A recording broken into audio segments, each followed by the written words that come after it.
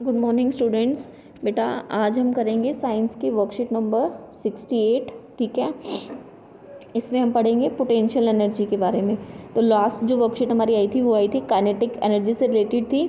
तो kinetic energy आप सबको पता है क्या होती है। The energy possessed by an object due to its motion, कि मोशन के वजह से जो किसी ऑब्जेक्ट में जो एनर्जी होती है वो उसकी काइनेटिक एनर्जी कहलाती है। ठीक है, उसका फॉर्मूला हमने पढ़ा था 12m/v का स्क्वायर। ठीक है, आज हम पढ़ रहे पोटेंशियल एनर्जी। तो पोटेंशियल एनर्जी क्या होती है? It is the energy possessed by an object by virtue of its position और हाइट, कि किसी भी ऑब्जेक्ट में उसकी पोजीशन की वजह से या उसकी हाइट की वजह से जो एनर्जी होती है उसे हम बोलते हैं पोटेंशियल एनर्जी। इसमें हमें एक एग्जांपल दे रखा है कि when we stretch the string of a bow the muscular energy of our body is transferred as potential energy in the string, कि जब हम बो का स्ट्रिंग को जब हम स्ट्रेच करते हैं, ठीक है, तो जो हमारी मस्कुलर एनर्जी होती है वो उसके अंदर ट्रांसफ़र हो जाती है ऐसा काइनेटिक एनर्जी। ठीक है, कि यहाँ पे हमने उसको स्ट्रिंग को स्ट्रेच किया है तो जितनी भी हमारी जो मस्कुलर एनर्जी है वो उसके अंदर ऐसा पोटेंशियल एनर्जी स्टोर हो गई है। ठीक है, जैसे ही हम उस बो को हम रिलीज़ करेंगे तो जो उसमें जो पोटेंशियल एनर्जी स्टोर थी वो किस में चेंज होएगी? काइनेटिक एनर्जी में। क्यों? क्योंकि ये यहाँ पे सिर्फ हमने पकड़ा हुआ था, जैसे ही हमने इसको छोड़ा वो मोशन में आ गया है, तो पोटेंशियल एनर्जी किस में कन्वर्ट होगी? काइनेटिक एनर्जी में। और जो बो था और जो स्ट्रिंग था वो वापस से अपनी पोजीशन पे आ गया है।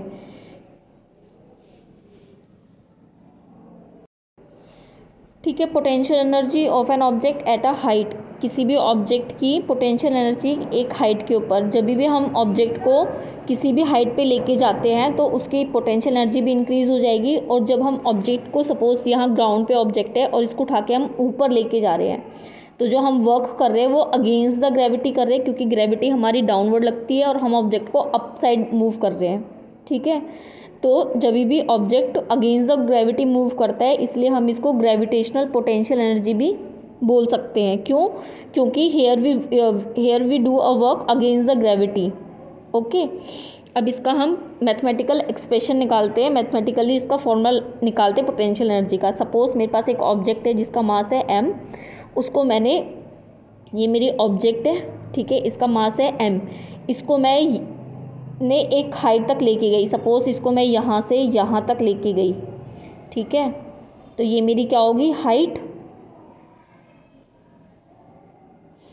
अब मैंने इस ऑब्जेक्ट को यहाँ से यहाँ तक ले जाने में कितना वर्क किया, ठीक है, या मैंने इसमें पहले कितनी फोर्स लगाई, तो जो मेरी फोर्स होगी, मुझे पता है फोर्स का फॉर्मूला होता है m इंटू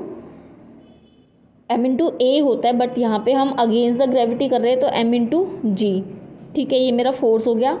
वर्क डन कितना हुआ? W कितना होता है? F/s। तो फोर्स मेरी यहाँ से आई m/g, और s मीन्स डिस्प्लेसमेंट। डिस्प्लेसमेंट कितना हुआ? यहाँ से ऑब्जेक्ट यहाँ गई, तो ये मेरा डिस्प्लेसमेंट हुआ। डिस्प्लेसमेंट किसके इक्वल है? h, तो मैंने s की जगह क्या लिख दिया? h। ठीक है, और हमें पता है वर्क डन किसके इक्वल होगा? पोटेंशियल एनर्जी के इक्वल होगा। तो मैं यहाँ पे वर्क डन की जगह लिख सकती हूँ पोटेंशियल एनर्जी। इट मीन्स जो पोटेंशियल एनर्जी है उसका फॉर्मूला क्या होता है? m/g/h।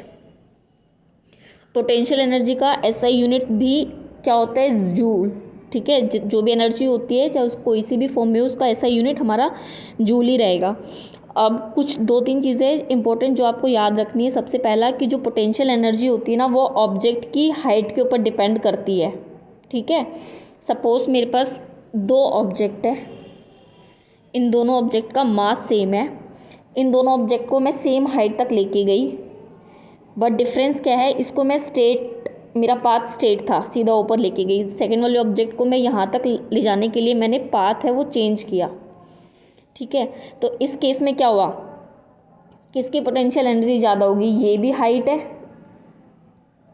h1 है वो मेरा h2 के इक्वल है, मीन्स दोनों की जो हाइट है वो सेम है। इसका जो m1 है वो भी m2 के इक्वल है, जो मेरा m1 है वो m2 के इक्वल है। तो क्या दोनों की पोटेंशियल एनर्जी में डिफरेंस होगा? दोनों की पोटेंशियल एनर्जी में डिफरेंस नहीं होगा। क्यों? क्योंकि जो पोटेंशियल एनर्जी है वो सिर्फ हाइट के ऊपर डिपेंड करती है। किसके ऊपर डिपेंड करती है? पोटेंशियल जो एनर्जी है वो सिर्फ हाइट के ऊपर डिपेंड करती है कि हमने ऑब्जेक्ट को किस हाइट तक लेके गए हैं, ठीक है। वो किस रास्ते से हम गए, हम सीधा गए हैं या हमने जिगजैग मोशन वाला पाथ वो क्या है, उसके ऊपर डिपेंड नहीं करेगी।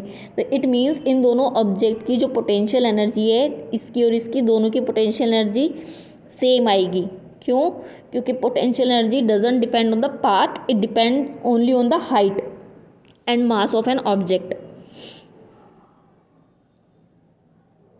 इसमें एक एग्जांपल और दे रखा, a ball falling from a certain height gets accelerated continuously as its potential energy continuously changes into its kinetic energy. अब एक बॉल है जिसको मैंने यहाँ से, सपोज यहाँ से मैंने इस बॉल को थ्रो किया, तो ये क्या करेगा, ये नीचे आती रहेगी। यहाँ पे h1 हाइट थी, फिर यहाँ पे h2 हुई, ठीक है। फिर नीचे नीचे आते हुए उसकी हाइट h3 होगी। तो जैसे जैसे वो नीचे आता जाएगा उसकी हाइट कम हो जाएगी, हाइट कम होगी तो उसकी पोटेंशियल एनर्जी कम हो जाएगी और काइनेटिक एनर्जी इंक्रीज हो जाएगी, ठीक है। काइनेटिक एनर्जी क्यों इंक्रीज करी? क्योंकि वो मूव कर रही है।